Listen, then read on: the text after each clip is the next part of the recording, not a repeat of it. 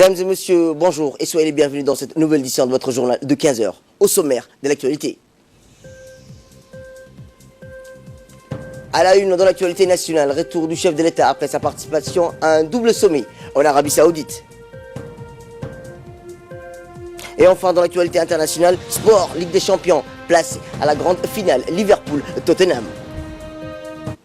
Je vous disais dans le titre, le chef de l'État, son Excellence Ismaël Omar Guelleh, a regagné ce matin le pays au terme de sa participation à l'invitation du roi Salman bin Abdelaziz à un double sommet qui a eu lieu à la Mecque. Le premier sommet, rappelons-le, à une assise extraordinaire des Ligues des États arabes, était dédié à la réalisation d'une concertation profonde de l'organisation en vue de définir la nature collégiale de réaction apportée aux menaces sécuritaires dont ont récemment fait l'objet de plusieurs pays du Golfe.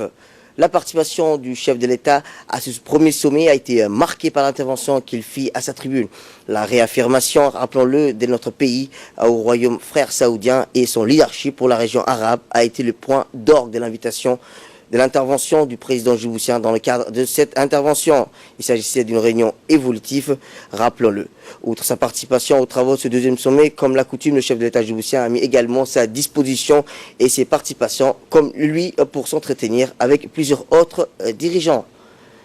Parlons un petit peu de le Royaume d'Arabie Saoudite a abrité, rappelons-le, le 14e session ordinaire du sommet islamique de l'Organisation et de la coopération islamique, l'OCI, qui s'est tenue à Makkah al-Mukarrama le 26 Ramadan du 440 Hijr correspondant au 31 mai, autrement dit hier.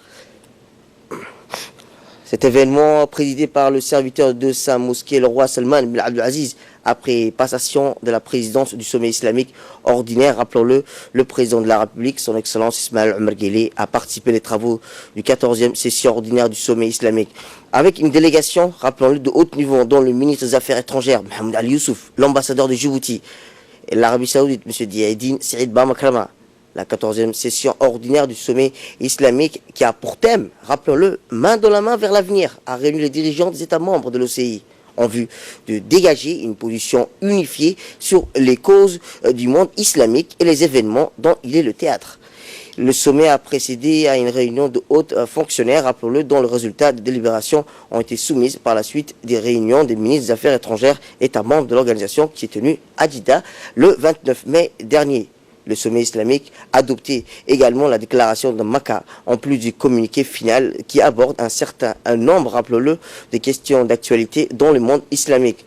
On s'attend pour dire qu'en outre, c'est que les dirigeants des États membres discutent de la position prendre concernant les derniers développements et enregistrés par la question palestinienne et adopter une position unifiée aux récents développements du survenu en Libye, au changement en République du Soudan. Les dirigeants des États membres étaient adoptés à une position claire vis-à-vis des événements les plus récents impliquant les minorités musulmanes, avec la montée des discours de la rhétorique de la haine à l'encontre de la communauté musulmane. Revenons à Djibouti, où le ministre de la Santé, M. Mohamed Diriye Ouarsama, et le ministre du Travail, Ousmane Ibrahim, ont organisé hier une iftar collective à la préfecture d'Ali Sébié. À leur arrivée, le ministre de la Santé, M. Mohamed Ouarsama Diriye, et le ministre du Travail, Ousmane Ibrahim Bouh, accompagnés du secrétaire d'État général du sport, M. Hassan Kamil Mohamed, ont accueilli le préfet de la région d'Ali Sébié. Les députés de la région de Assejouk, les cadres dont le directeur de la population, le directeur de l'Agence nationale des personnes handicapées, M. Douala Saïd, et le directeur de l'hôpital régional d'Ali Sébié, Mohamed Sougé, les responsables des personnels de différents services de la région d'Ali Sébié ont participé, rappelons-le, à cet iftar collectif. Aussi, les locales, les jeunes de la société civile d'Ali Sébié ont participé à cet iftar. Après iftar, les deux ministres et les locales de cette région ont fait une rencontre de connaissances. Ils ont parlé aussi de l'amélioration des services de ces deux départements de région d'Ali Sébié au niveau de la santé et d'autres besoins de la société de Assejouk. Sport à présent, dans la journée du jeudi, s'est tenue au stade Hachem Gouled une cérémonie d'inauguration de ce qui sera connu comme étant la salle polyvalente, rappelons-le, et initiée sous l'impulsion du secrétariat à la jeunesse au sport en 2018 et conçue par la Fédération djiboutienne de judo et discipline associée depuis 2006. Ces projets ont connu son véritable envol qu'en 2019, soit 13 ans après. En outre, il faut rappeler que cette salle polyvalente a été équipée, entre autres, grâce à la générosité du peuple japonais représenté à Djibouti par son ambassadeur Koji Yonetani. Le comité national olympique et le sportif djiboutien à travers sa présidence, Mme Aïcha Galad, sans oublier les efforts inlassables déployés par M. Mohamed Hassan Kamil, secrétaire d'État à la jeunesse au sport, qui a tout mis en œuvre pour la réalisation de ce projet d'envergure.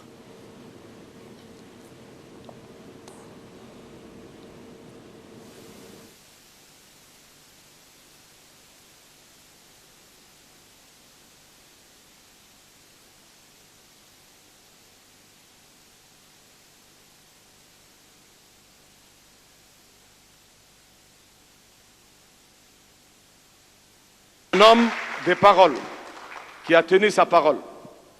Il a construit la salle, il l'a fait, et en plus, beaucoup plus belle que ce qu'on imaginait.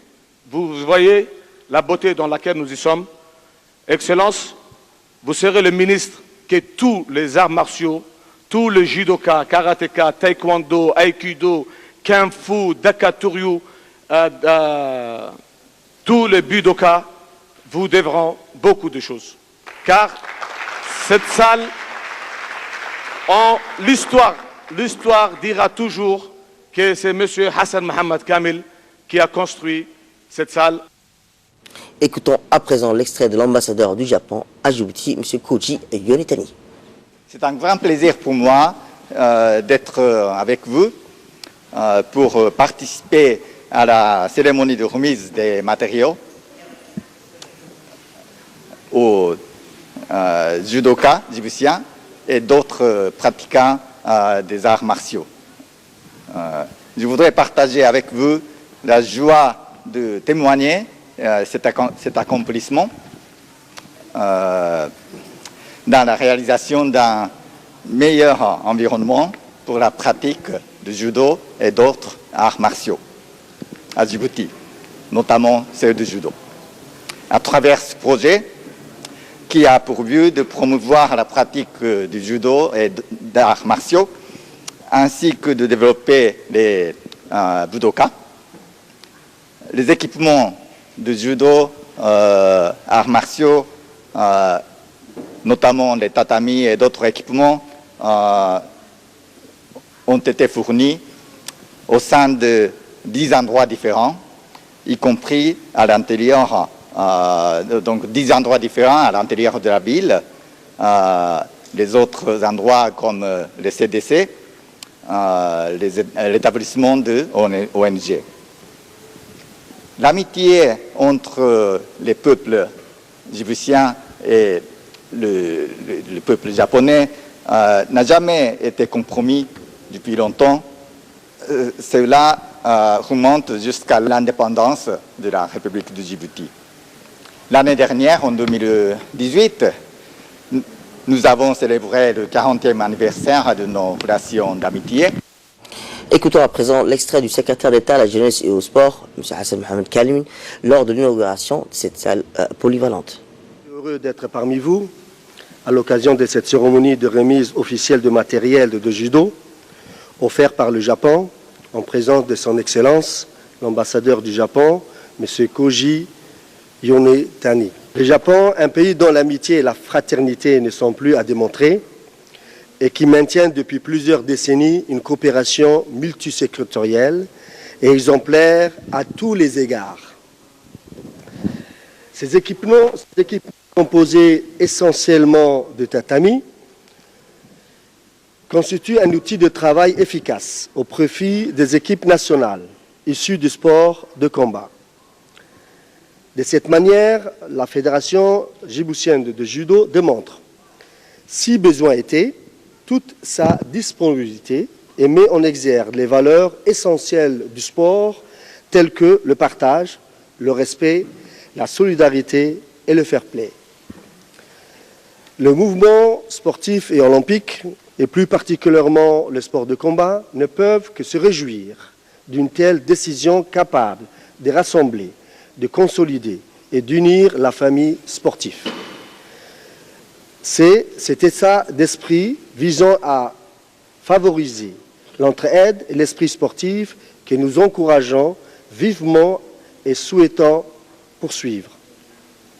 Excellence, Monsieur l'ambassadeur, permettez-moi de remercier au passage les autorités nippones en général et le peuple japonais en particulier qui ont bien voulu rendre ce projet de partenariat possible. Le secrétaire d'État à la jeunesse et au sport se félicite à l'idée de poursuivre cette importante et précieuse collaboration avec le Japon dans le but d'offrir à la jeunesse de notre pays les conditions propices à son épanouissement.